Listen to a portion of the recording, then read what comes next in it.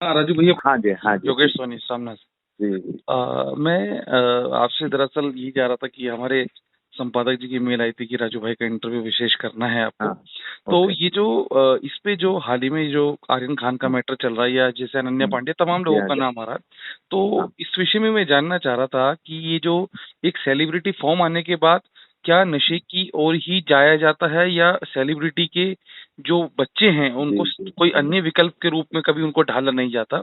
जैसे फेसबुक हुँ। पे या सोशल मीडिया पे एक बहुत अच्छी चीज ट्रेंड हो रही है कि 23 वर्षीय नीरज चोपड़ा ने तो देश के हुँ, लिए ये नाम रोशन करा और 23 वर्षीय आर्यन खान ने ये करा।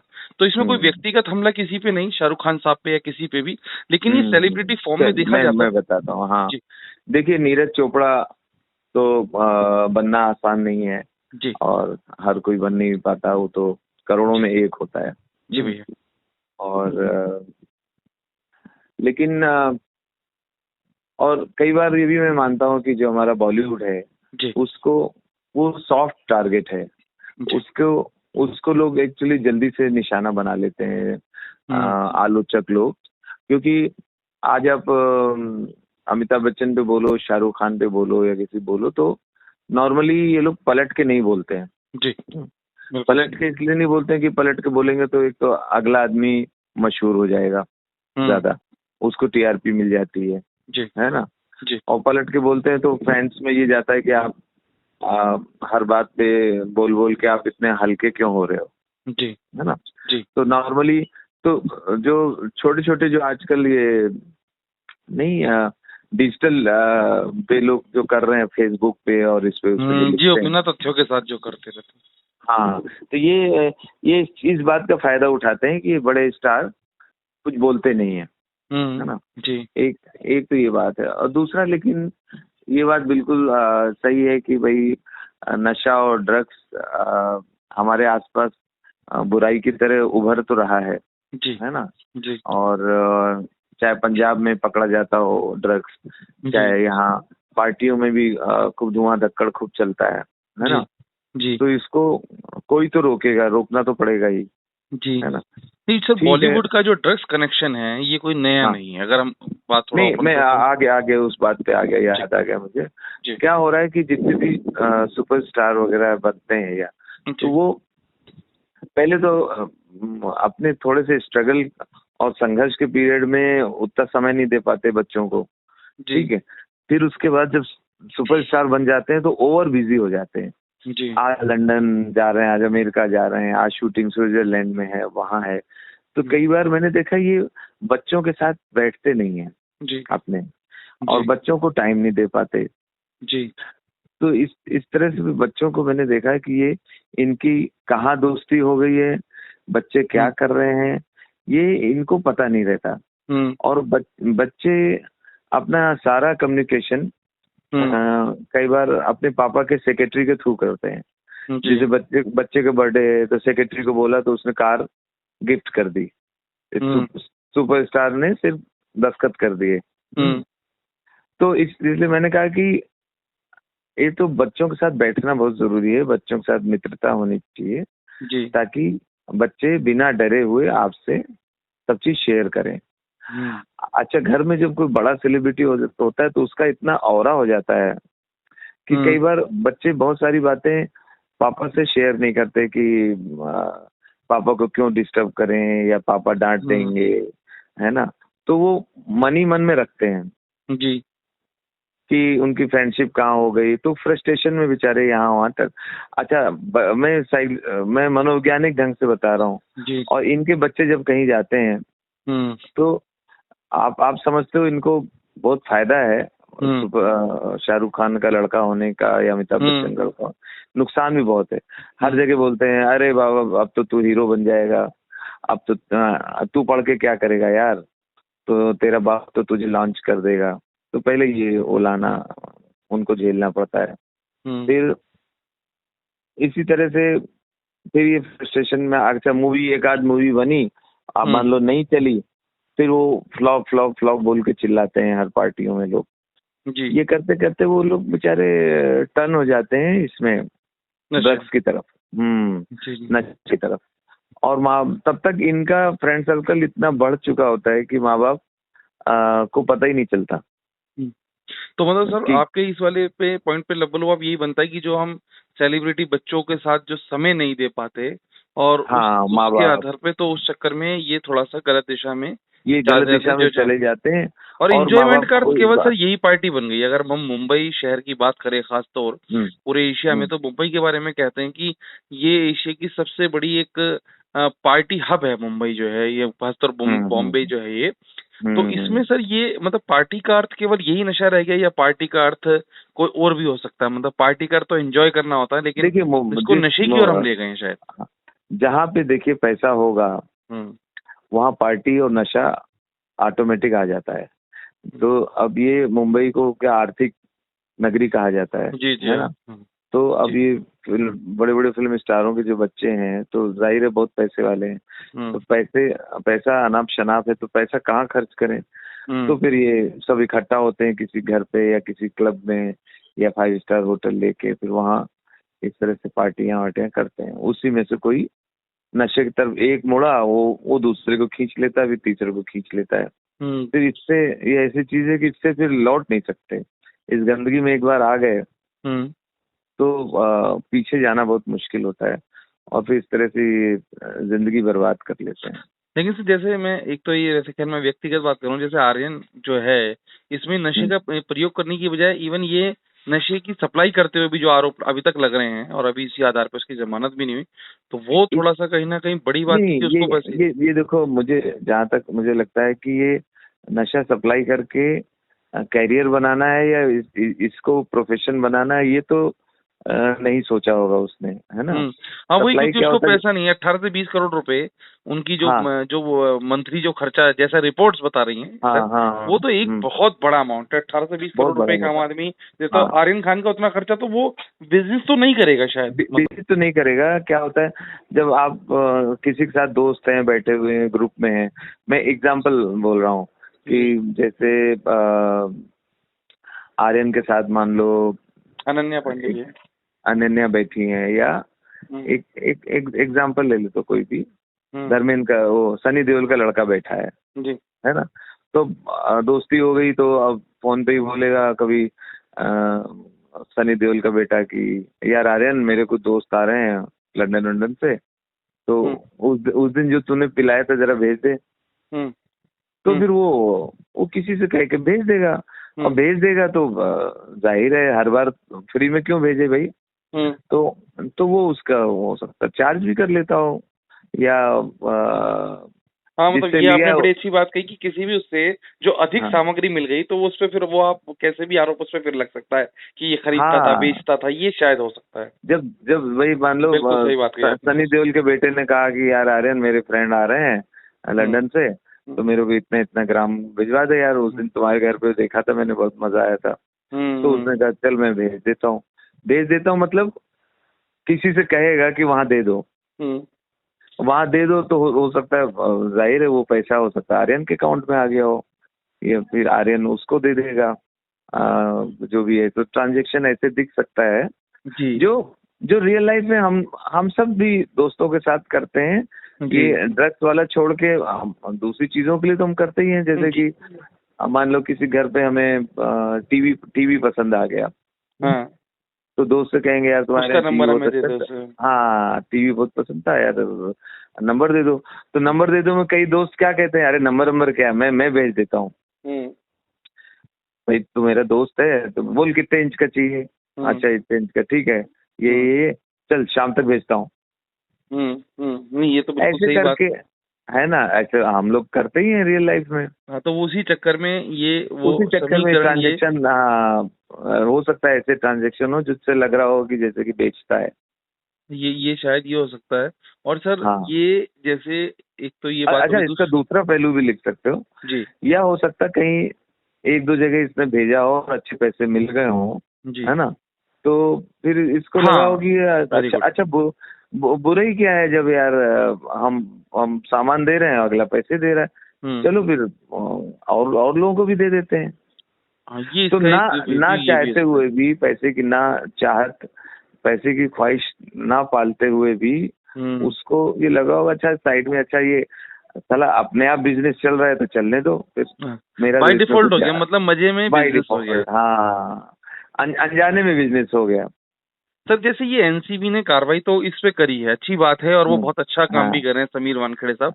लेकिन सर हाँ इसका हम अगर दूसरे तरीके से समझें इस घटना को, जो शहरों हाँ। में है ये चीज की अवेलेबिलिटी इतनी आसानी से है आज की डेट में, पहले कुछ ये महानगरों तक ही सीमित थी, कुछ चुनिंदा जगहों पर ही क्या क्या सीमित क्या थी। आवाज आवाज कर रही थी, क्या बोली? हाँ मैं ये कह रहा था सर, जैसे ये जो हाँ। प्रोडक्ट मिलते हैं नशे के, अगर हम्म इनकी हम सक्रियता देखें तो ये जो इसको बेचने वाले लोग हैं, इसकी हम्म इनकी इनकी जो यूनिट्स हैं वो काफी बढ़ गई हैं। पहले ये कुछ महानगरों की हम्म सीमित जगह था, और कहा जाता है जब से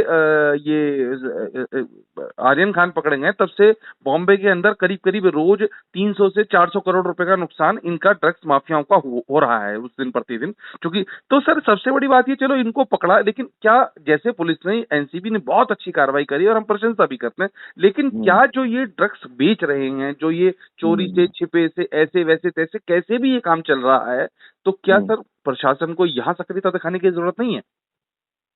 मुझे लगता है ये हमेशा वही होता है कि जब इलीगल काम होते रहते हैं हम्म और फिर कुछ किसी समय पे हम्म किसी दशक में हम्म कोई एक बड़ा तगड़ा ऑफिसर आ जाता है हम्म जो जो ये कहता है कि भैया ऐसी की तैसी मैं तो ईमानदारी से करूंगा काम। हम्म कोई तो हो सकता है, हम ये हम्म नहीं कह रहे, हम ये नहीं मान सकते कि सब लोग करप्ट ही होते हैं। हम्म हम्म।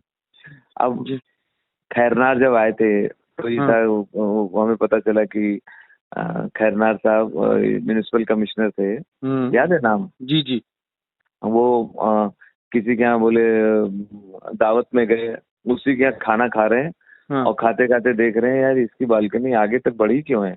हाँ और रात में तो उसके यहाँ डिनर किया और सुबह बुलडोजर भेज के तोड़वा दिया। हम्म, उनके बारे में ये मशहूर है, ठीक नहीं है। तो जी आ, फिर फिर एक एक भाई ऑनेस्ट ऑफिसर आया था चुनाव विभाग में, शेषन, शीशन याद है? टी एन शेषन, जी Seshan T T N Seshan. TN Seshan ठीक है। हाँ, चुनाव आयुक्त थे। वो इतने खतरनाक थे कि वो मतलब एमपी एमएलए मंत्री कांपते थे उनसे। इधर ये खैरनार का एग्जाम्पल है। तो ऐसे बीच बीच में किरण बेदी के बारे में मशहूर है कि भाई वो इंदिरा गांधी की उन्होंने चालान कार काट दिया।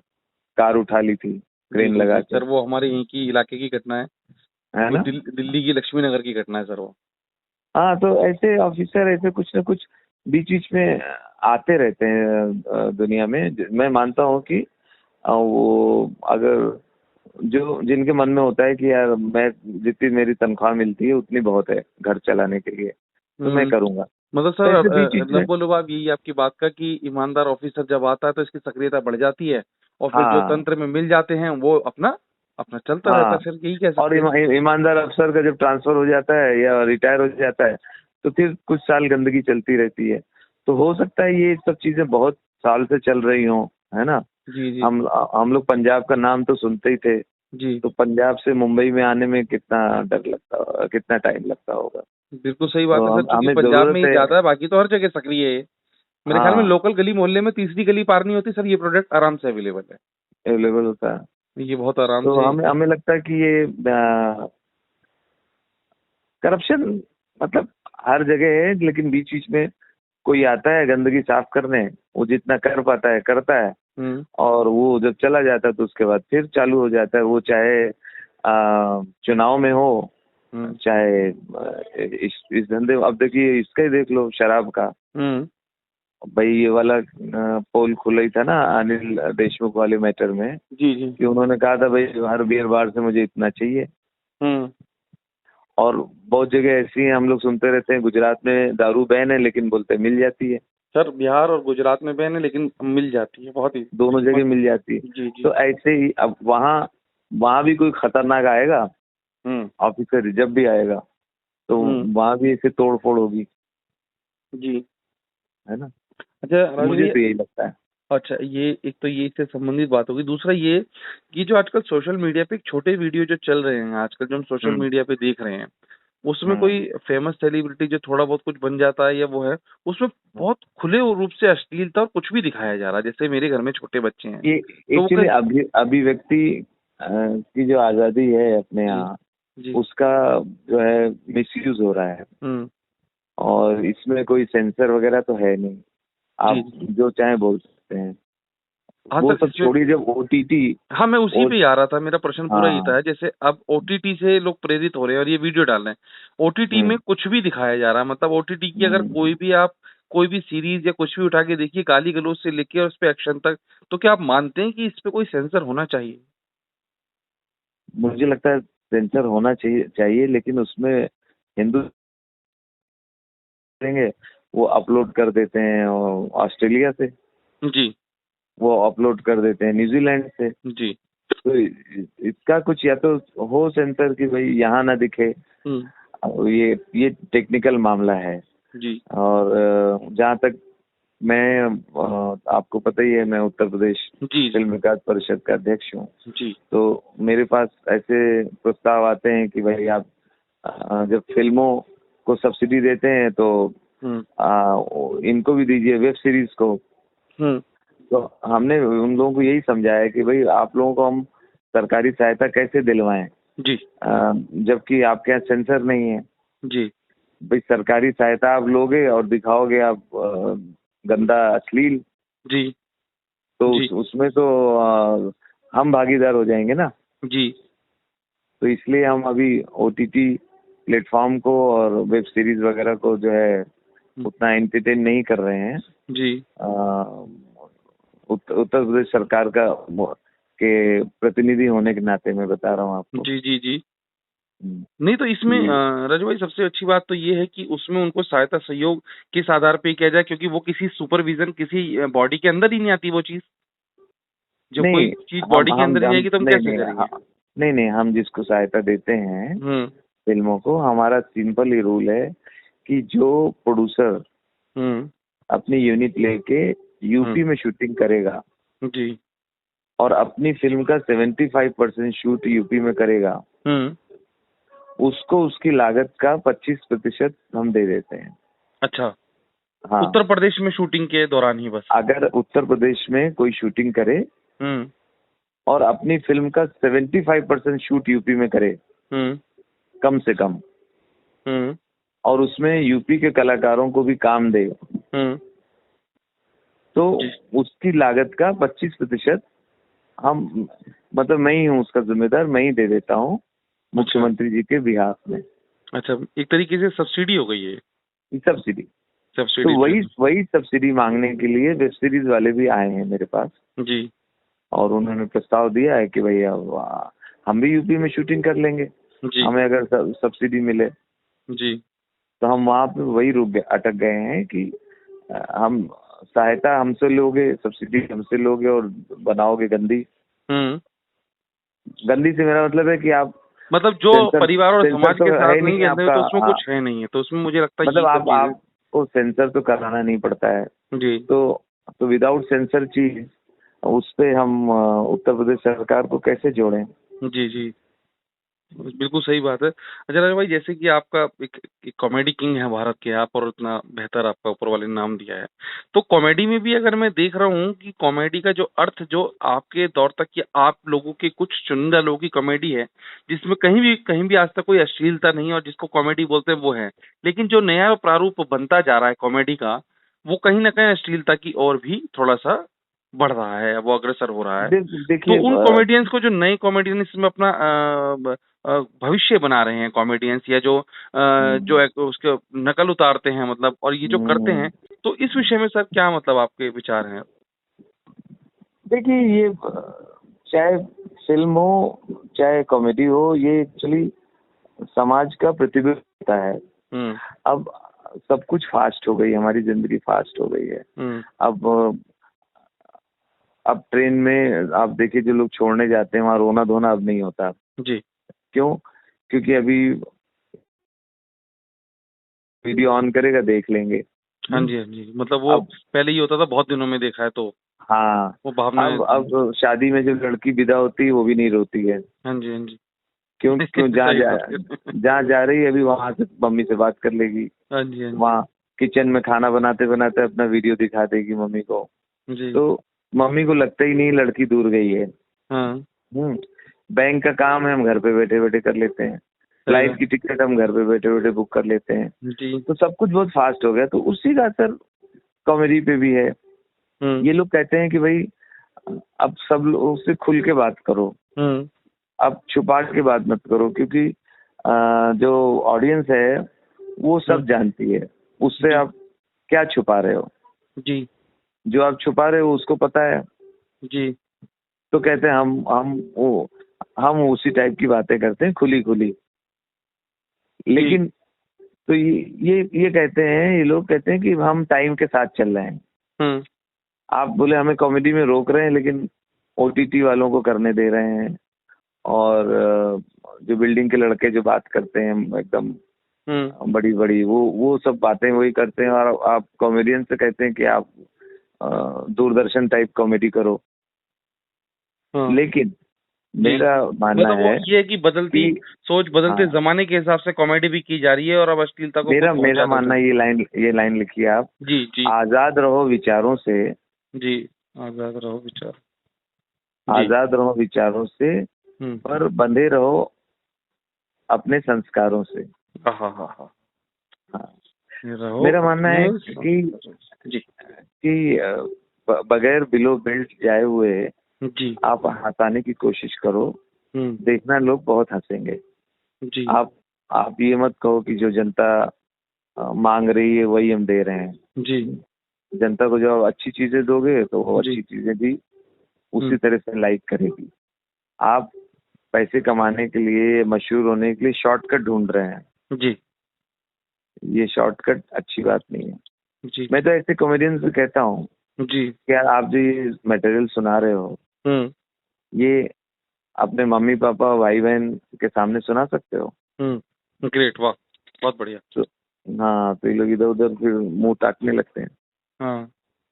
तो अब हमने किस स्कूल में जन्म लिया है, कहाँ हिंदुस्तान में, हिंदुस्तान के अपने कुछ रीति रिवाज हैं, कुछ संस्कार है, उसके अंदर रह के आप कॉमेडी करो। मैं तो करता हूँ। देखो कितना विषय है हमारे पास, खेत है, खलियान है, विवाह है, शादियां हैं, यात्राएं हैं, है ना, नेताओं की बातें हैं, बहुत कुछ है जिसमें अश्लीलता के बगैर हो सकता है।